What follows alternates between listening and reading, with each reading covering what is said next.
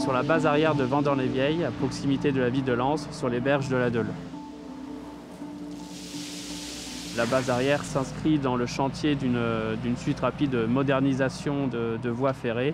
Le principe d'un renouvellement de voies est de retirer la voie en place et de reposer une nouvelle voie. Donc le matériau ancien, le vieux ballast, les vieilles traverses, les vieux rails vont être évacués et ils vont être acheminés en base arrière. Donc l'appel qu'on voit ici est en train de charger le ballast sur la barge fluviale. Ce chantier s'inscrit dans une démarche d'économie circulaire.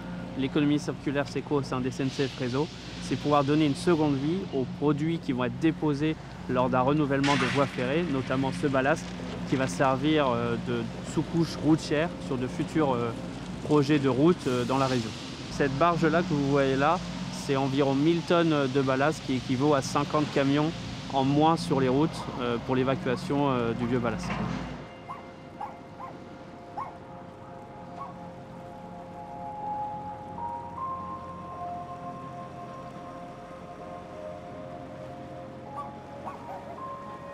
Nous sommes ici sur Noyelles-Godault. Les bateaux ont quitté Pont-Aventin en parcourant une quinzaine de kilomètres pour arriver ici sur le site.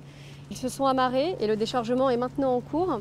Les matériaux sont rechargés dans des bennes pour être ainsi ensuite déchargés, mis en stock avant d'être retraités puis réemployés sur des chantiers en technique routière.